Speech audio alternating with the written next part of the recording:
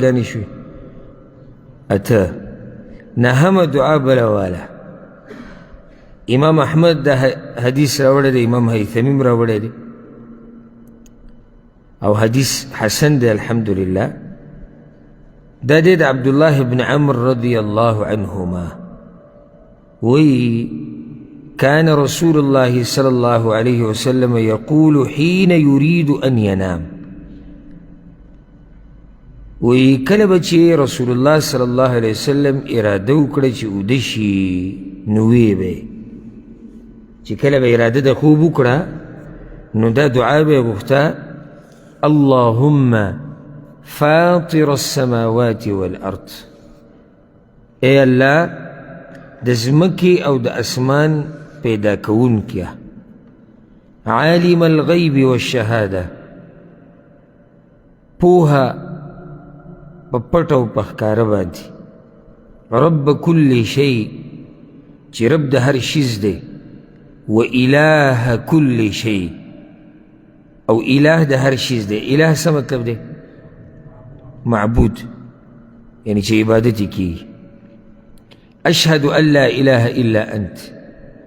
زگوئی ورکوم دا دے خبری چی نشتی دا عبادت حقدار مگر یوتے وحدکا تیک یوازی لا شریک لک تاسر سک شریک نشتی وان محمدا عبدک ورسولک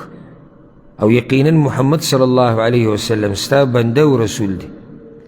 والملائکت یشہدون او ملائکم گوئی کئی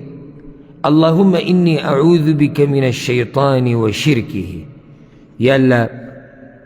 زب پنانی سم پتا سرا دا شیطان نا و دا دا شرک نا چی ما پا شرک یختنکی وان اقترف على نفسی سوءا او اجره على مسلم او دا دی خبرنا چی پا خپل نفس باندی سا گناو کم یا یو مسلمان تراکاگا پوشو بی یعنی یا اللہ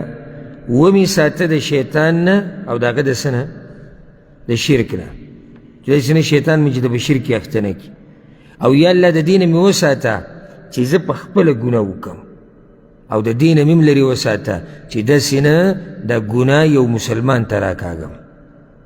یو مسلمان زمان دا لاسی چی تا با گناه کی واقع نشی اگر قیمتی دعا دا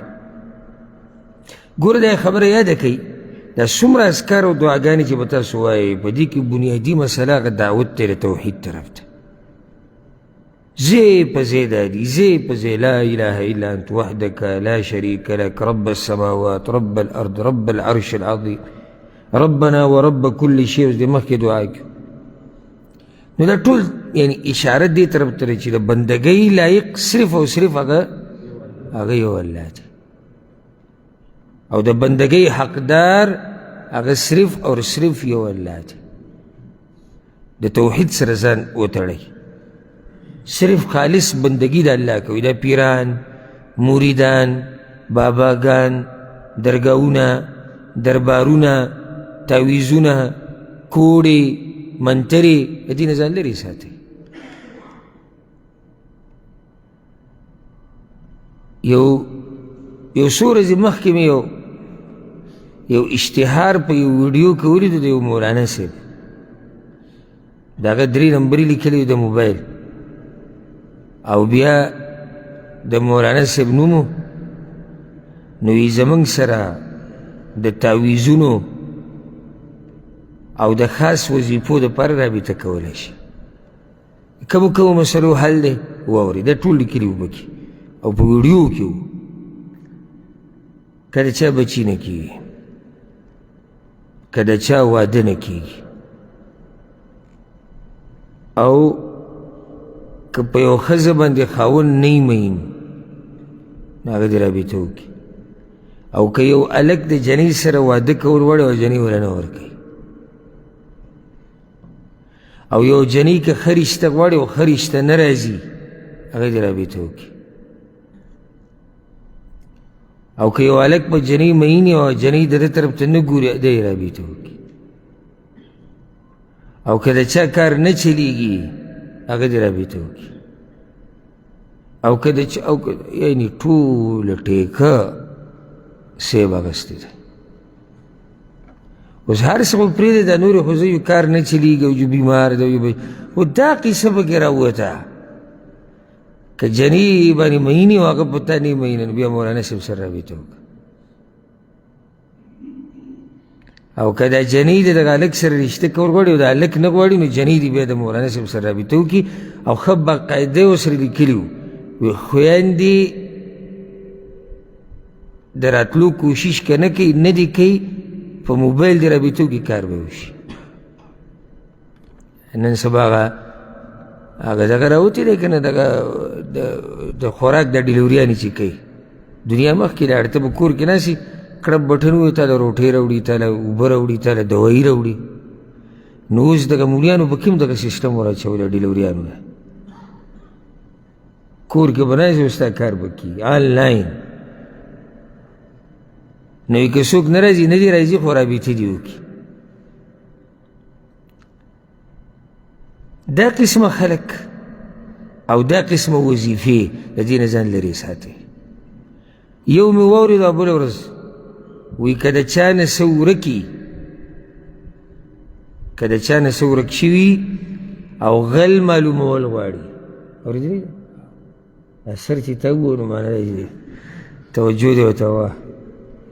که څوک غل معلومول غواړي یا دغه سامان دا چې دې پټ کړی شوی دی نو د دپاره ذکر پته چې زر پیري انا لله دی او بیا چې بیا 2 رکعات دی بیا به ویده شي نو غل به خوب کې ویني نو ما کور کې دا خبره کوله وړو سره لګیا وم دغه مې واورېد هغوی ته مې واورو نو ما دا که اوس څوک ویده شي او روغ سړی خوب کې ویني دا غټه جاښه راته جوړه شوه یعنې اوس که ویده شي څوک هم ولیدي سهار به ورځو کې غله سامان راوباسه ته به لیدلی پرون خوب کې دا خو راته بله جاښه جوړه کړله ځکه چې خوب د انسان ته قسمه قسم خلک راتلی شي اوس یو سړی ویده شو او خپل یو خوږ ملګری یو دیندار هغه یې په خوب کې ولید لکه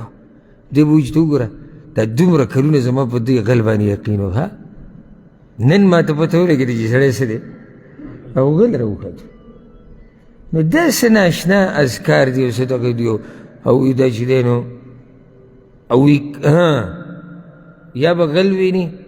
یا به دغه سامان ځای ویني او یا به هغه غل په زړه کې داسې یېره راشي چې هغه به راشي تا ته به پخپله ووایي 3 خبرې دي نو یو سیب نه څه ورک شوي چې ګوره سره وي که څه شی هلته یې ورک شوي او ما سره رابطه وکړه او 10 تورې سره وکړه او 15 وکړو او چې ډېر خفه وي ما ورته دا ذکر وکړو او بله ورځ راکړه سخت خوشحاله ما ورته چې څنګه وي هغه سره چا چې ته کپړه کې تړلي و راویشتي دي واپس کور ته میلاو شي دې اذکارو پې زموږ دا خلک نښتي او دا دومره خواږه اذکار یې پرېښودې ده مسند مستند سلسله د ذکر د رسول صلی الله علیه وسلم پورې رسي دی پرېښودي خو هغه تاویلې ماویلې او پلانی صاحب وظیفه راکړه او پلانی صاحب راکړه په هغې پورې نښتي او خواږه اذکار یې پرېښودي خبره مې دا کوله چې دې اذکارو کې لوی دعوت هغه د توحید طرف ته دی چې ته به ځان لرې ساتې د دې تعویذونو نه د دې باباګانو نه د دې کوډو منترو نه د دې پیرانو نه د دې مریدانو نه د دې قبرونو نه درګاهونو نه او دربارونو نه او اعتماد به یک یوازې په چا ساتي په الله باندې او چې الله یې حل کوي څوک یې منع کولی نه شي او چې الله یې نه حل کوي نو څوک